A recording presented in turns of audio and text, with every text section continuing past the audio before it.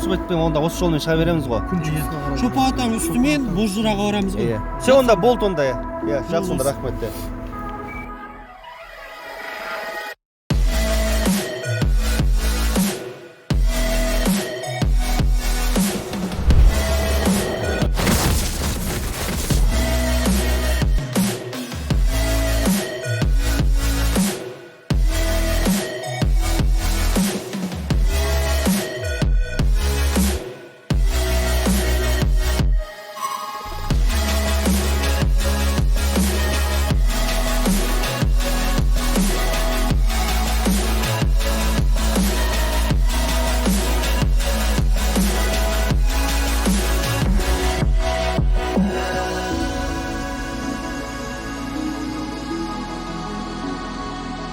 Қазір бұйыртса от жағамыз, сосын барып үстіне қазанды қойып, майымызға етімізді салып қуырамыз.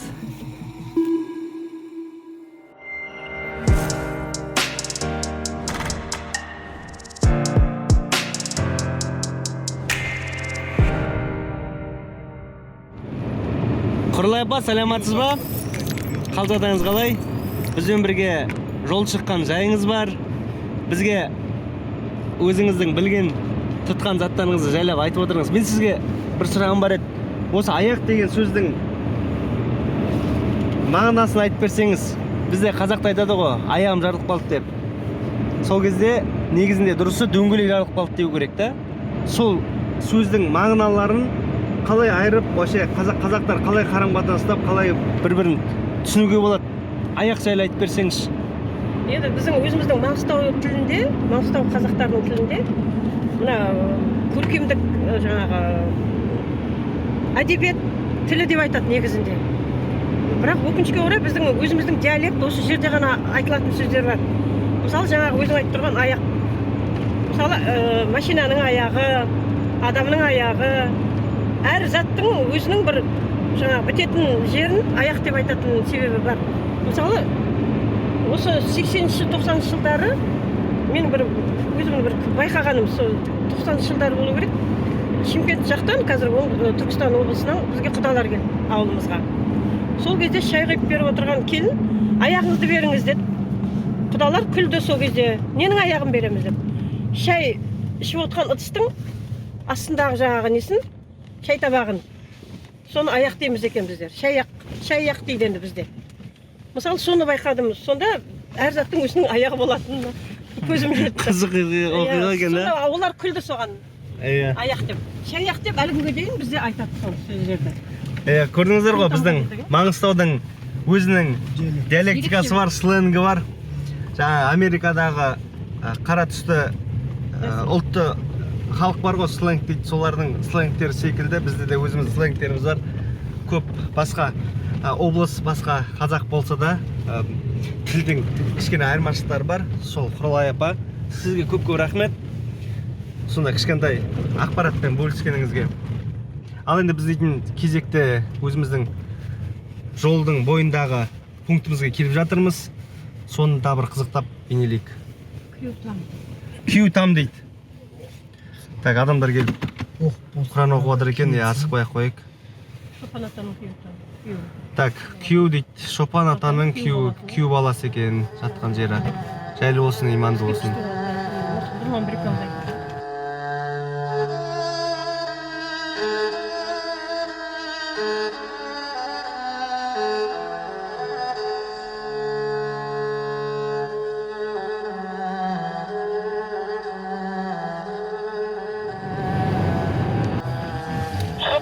Бүркітке жауап бер.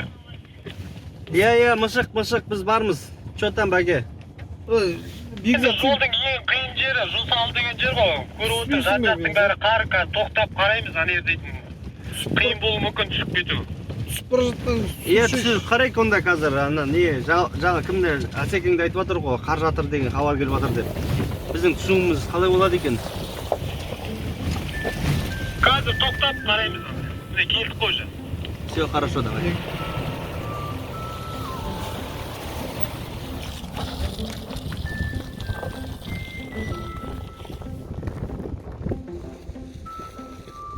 Аяқ кемді ауыстырып олайын.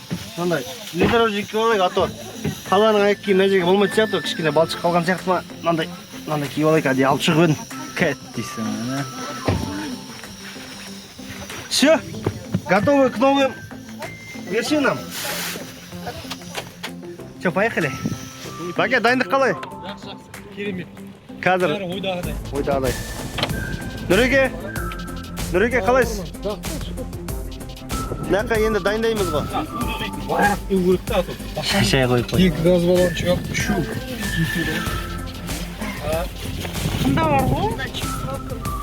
Гүлмен, как положено, да? Сабақ бар ма? Мен етті сала бересің. Сабақ соны О, орап не киіп елейін, сосын сабақтың шаңын қоямын. Сабақ сізде бар жеріңіз ба? Темір ба?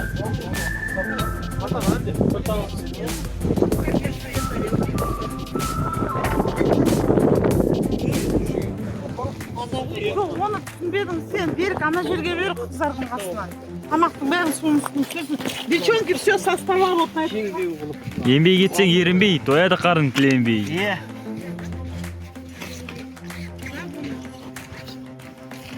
Терең қылып тағы алайын ба? Қатты есеп кеткен жоқсыңдар ма? Терең болып кетті ғой.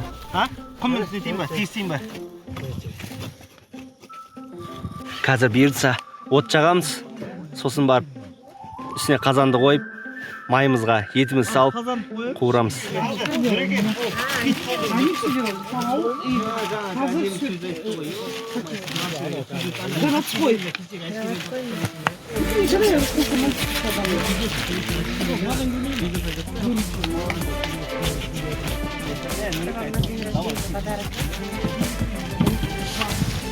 Алихан, сколько мне ложить? Соль ма? Соль. Давай, еще чуть-чуть. Чтоб соленый было. Все. Малена. Я сегодня отдыхаю. Я сегодня на раздаче.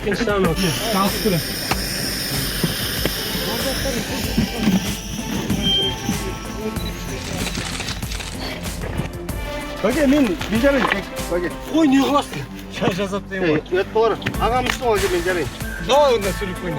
Давай сөйлеп қойын. Иә, давай. Сулипа. Сулипа. Атып қалдың әке, бере қоймаған. Атып алдым. Енді жарам отыр. Ай, сауыш.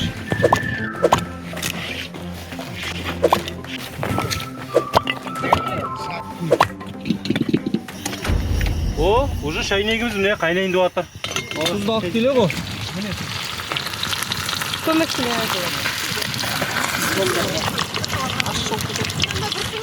Бұрыш дейін сара. Olmaydı.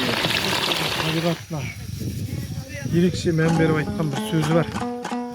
Маңғыстаудың ғажайыптарын көріп қал, шежіресін ойлап, өткенін ойлап, жер мен елдің қасиетін сезіп қал дейтін сөзі бар. Қандай керемет, ә? Керемет. Сол міне. Бұл табиғат енді мынаны таза көзбен қарамасаң, аш киюдің қажеті жоқ. Ауа райы қандай керемет болып тұр. Иә, машина. Таңертең тұман болып, түнде жаңбыр жауып қорқып едік, бірақ бізге ауа райы өзі күшті керемет келіп тұр. Так, мына Бозжырауда жерге қадалған лопата бар дейді. Ол лопатаны тек қана избранный, достойный көтере алады дейді. Ал енді көрейік соны.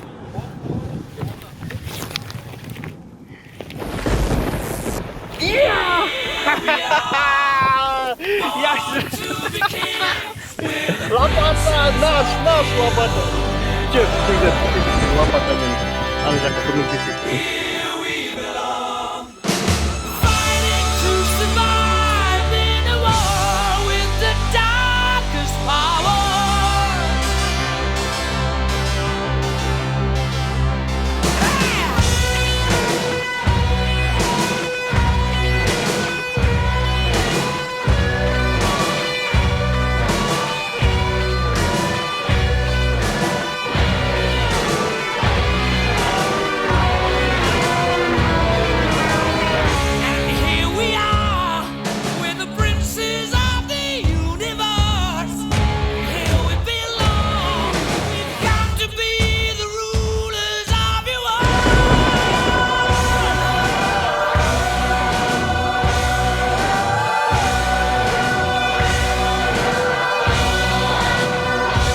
қайттан түсір.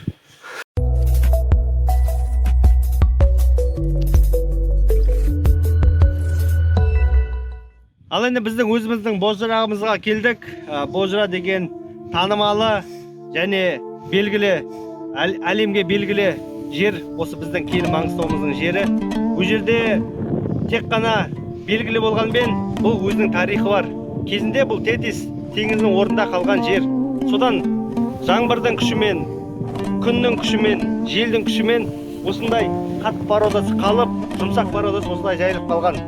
Енді бұлардың арасында қарайтын болсаңыздар, мынандай акулалардың тістері қалған. Осы жерден табылған акуланың тістері, мінекей қараңыздар. Осы мынау дәлел, осы Тетис деген теңіздің бойында болған жер екен. Осы ғалымдар осымен дәлелдеп отырады. Сондықтан біздің Маңғыстауымыздың осындай танымал жерлерін біз сияқты жас кәсіпкерлер, жас болашақ осы Қазақстанның жастары осындай өзіміздің киелі Маңғыстауымыздың жерін біліп, көріп, тарихын оқып жүрген дұрыс болар деп ойлаймыз.